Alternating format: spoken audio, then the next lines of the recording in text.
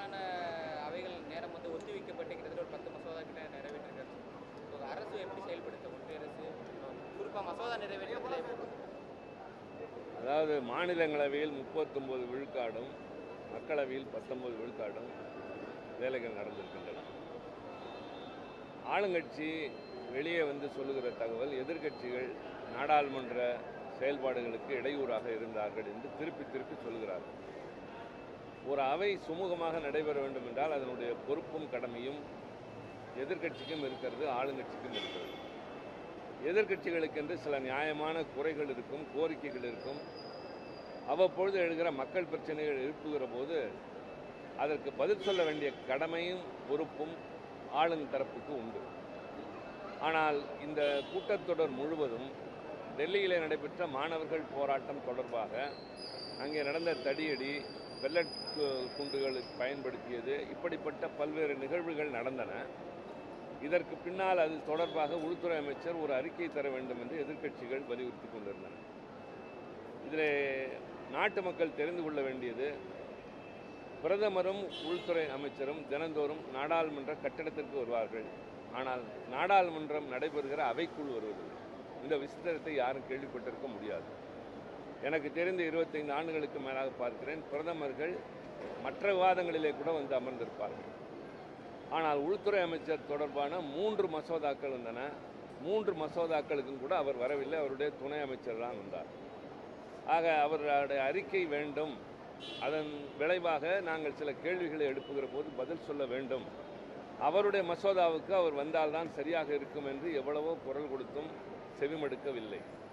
ஆகவே தொடர்ந்து எதிர்க்கட்சிகள், அதாவது நாங்கள் என்னதான் சுமூகமாக ஒத்துழைத்தாலும் ஒரு மசோதாவிலே நாங்கள் பேசுகிறோம் என்றால் நாங்கள் எடுத்து வைக்கிற கருத்துக்களுக்கு அவர்கள் பதில் சொல்வதே இல்லை. என்ன நாங்கள் கேள்வி கேட்டாலும் பேசினாலும் கையிலே தயாரித்து வைத்திருக்கிற அவர்களுடைய அந்த உரையினை படித்துவிட்டு தான் செல்கிறார்களே தவிர கேட்ட நியாயமான கேள்விகளுக்கு பதிலும் சொல்வதில்லை.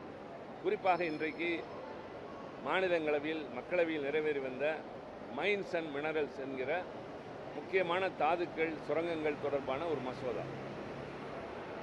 நிலம் என்று சொல்வது லேண்ட் என்று சொல்லப்படுகிற அதிகாரம் அரசியல் சட்டத்திலே மாநிலங்களின் கரங்களிலே இருக்கின்றது.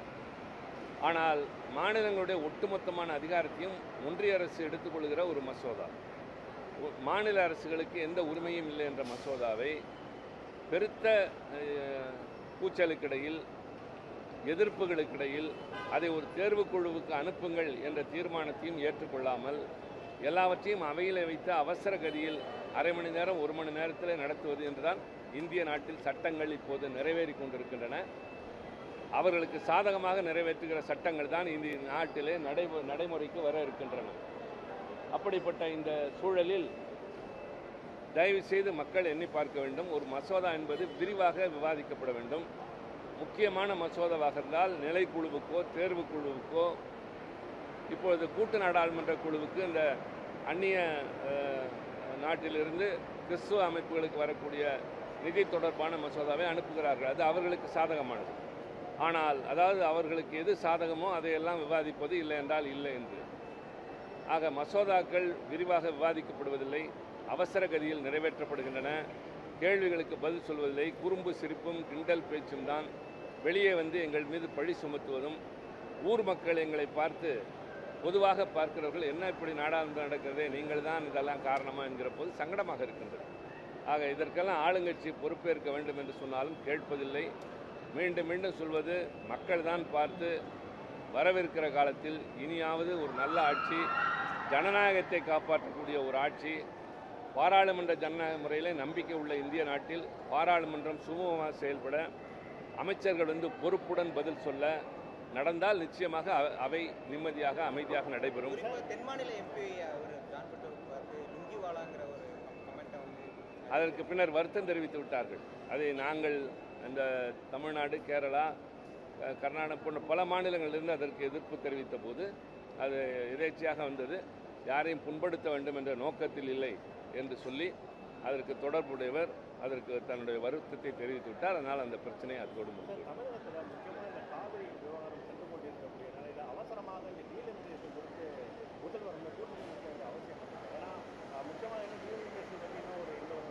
எந்த இதுவுமே இல்லை, யார்கிட்டையுமே குறிப்பிட்ட கட்சியினுடைய நிலைப்பாடை தெரிஞ்சுக்கிறதுக்காக காங்கிரஸ் அழுத்தத்தின் காரணமாக தான் அந்த கூட்டம் முதல்வர் கூட்டினாரு அப்படின்னு மற்ற கட்சிகள்லாம் குற்றம் சாட்டுறாங்க. அதாவது திராவிட முன்னேற்ற கழகத்தை பொறுத்தவரை நாங்கள் எங்கள் நிலையை தெளிவாக சொல்லிவிட்டோம்.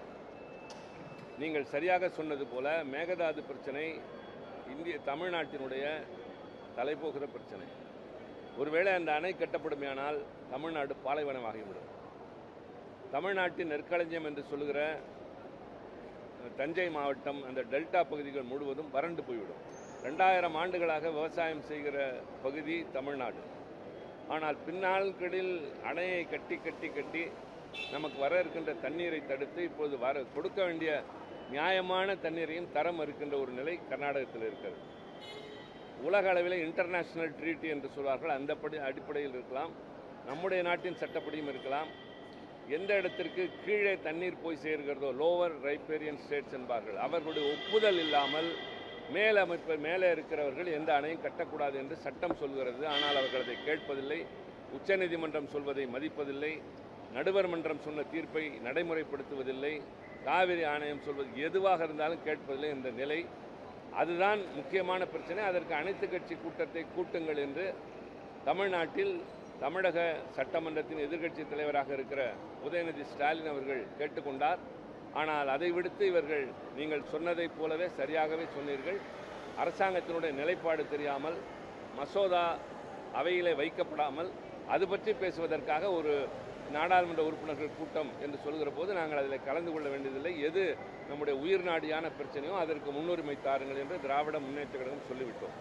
ஆக அவர்கள் எதற்கு கூட்டினார்கள், யாரால் கூட்டினார்கள் என்பதை நீங்கள் சொல்கிற உங்கள் கற்பனைக்கு நான் விட்டு விடுகிறேன். எங்களுடைய நிலையை நாங்கள் தெளிவாக சொல்லிவிட்டோம்.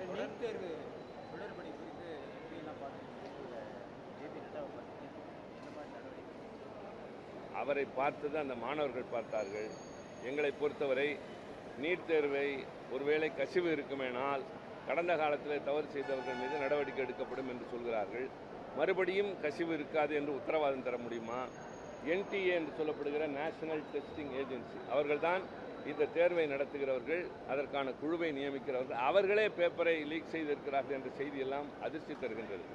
எனவேதான் திராவிட முன்னேற்ற கழகத்தின் நிலைப்பாடு என்பது, நீங்கள் நீட் தேர்வு கசிவையும் தடுக்க வேண்டாம், சட்டங்களை கடுமையாக்க வேண்டாம், யாரையோ பிடித்து உள்ளே வைப்போம் என்று மிரட்ட வேண்டாம், நீட் தேர்வை ஒட்டுமொத்தமாக கைவிடுங்கள். 12வது வகுப்பு வரை ஒரு குழந்தை படித்த படிப்பின் மதிப்பெண்களை தூக்கி குப்பையிலே போட்டுவிட்டு 3 மணி நேரம் நடக்கிற தேர்விலே ஒருவருடைய தகுதியை எடை போட முடியாது. அதனால கிராமப்புற ஏழை எளிய மாணவர்கள் பாதிக்கப்படுவார்கள். 2 லட்சம் 3 லட்சம் கொடுத்து தனியார் பயிற்சிக்கு செல்லக்கூடியவர்கள் தான் நீட் தேர்வில் வெற்றி பெற முடிகிறது. தனியார் மருத்துவக் கல்லூரிக்கு போகிறவர்கள் கோடிக்கணக்கில் கொட்ட வேண்டிய நிலை. எனவே இந்த தேர்வை ஒழித்தால் முன்பிருந்த அளவிற்கு 69 விழுக்காடு சாதாரணமான வீட்டு மக்கள் பிள்ளைகள் டாக்டர் ஆனார்கள். அதைத்தான் எங்களுடைய நிலைப்பாடாக நான் நாடாளுமன்றத்தில் பேசுகிற போதும் அதைத்தான் குறிப்பிட்டேன். நீட் தேர்வு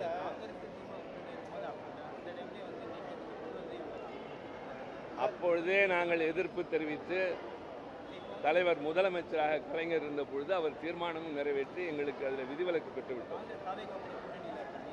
அதற்கு பின்னால் அவருடைய தேர்தல் அறிக்கையை தயவு செய்து பாருங்கள், என்ன சொல்லியிருக்கிறார்கள் என்று உங்களுக்கு தெரியும். அந்த தேர்தல் அறிக்கையிலே அவர்கள் அன்றைக்கு சொல்லியிருக்கிற நிலை வேறு, இன்றைக்கு அவருடைய நிலைப்பாடு என்னவோ தெரியாது. ஆனால் எங்களை பொறுத்தவரை தொடக்க காலத்திலிருந்து எதிர்த்து கொண்டிருந்தோம். தமிழ்நாடு சட்டப்பேரவையில் அதிமுக ஆளுங்கட்சியாக இருக்கிற போது அந்த தீர்மானத்தை ஆதரித்திருக்கிறோம். நாங்கள் சட்டம் மசோதாவை நிறைவேற்றி ஆளுநர் கையெழுத்திடாமல் குடியரசுத் தலைவரிடம் கிடப்பில் இருந்த போதும் போராடி கொண்டிருந்தோம். மக்களிடம் கொண்டு போய் சேர்த்தோம். எல்லா வகையிலும் திராவிட முன்னேற்ற கழகம் நாடாளுமன்றத்திலும் தொடர்ந்து குரல் கொடுத்து கொண்டிருந்தது. எந்த வகையிலும் நாங்கள் பின்வாங்கவும் இல்லை, சமரசம் செய்து கொள்ளவும். தற்போது காவிரி விவகாரத்தில் தமிழகத்துக்கு வரக்கூடிய நீர் பார்த்தீங்கன்னா நாங்கள் கொண்டு வந்தோம் ஆர்வம் வச்சிருக்காங்கன்னு சொல்கிறாங்க. ஆனால் தற்போது நமக்கு கிடைத்திருக்கிற நீரோ பார்த்தீங்கன்னா அவருக்கு நம்ம கொடுக்கக்கூடிய நீரில் டேம் ரொம்ப நேரம் அவங்க நம்ம நீரை கொடுத்துருக்காங்க. ஆனால் தற்போது வரை தமிழகத்துக்கு கொடுக்கக்கூடிய நீரை அவர்கள் கொடுக்காது எப்படி பார்க்குறீங்க? உங்கள் கேள்விகள் எல்லாமே மிகச் சரியாக இருக்கிறது. நடுவர் மன்ற தீர்ப்பு, உச்சநீதிமன்றத்தின் தீர்ப்பு அடிப்படையில் நமக்கு தர வேண்டிய தண்ணீரை கூட தரவில்லை. காவிரி என்பது அவர்களை பொறுத்தவரை தமிழ்நாட்டுக்கு ஒரு வடிகாலாகிவிட்டது. அதிகமாக தண்ணீர் பெருகுகிற போது திறந்து விடுகிறார்களே தவிர நமக்கு தர வேண்டிய நீரை உரிய முறையிலே பங்கிட்டுக் கொள்ள வேண்டும் என்று இல்லை. 2 நாடுகளுக்குள் பங்கிட்டுக் கொள்கிற அளவிற்கு பக்குவம் இருக்கிறது. 2 மாநிலங்களுக்குள் பகிர்ந்து கொள்கிற அணுகுமுறை இல்லை. ஒன்றிய அரசு வேடிக்கை பார்க்கிறது. எனவேதான் மேகதாது அணை கட்டுவதற்கான டிபிஆர் அந்த திட்ட மதிப்பீட்டிற்கு அனுமதி தர வேண்டாம் என்பதை வலியுறுத்தி பேசியிருக்கிறோம், மனு கொடுத்திருக்கிறோம், மீண்டும் மீண்டும் நினைவுபடுத்துகிறோம்.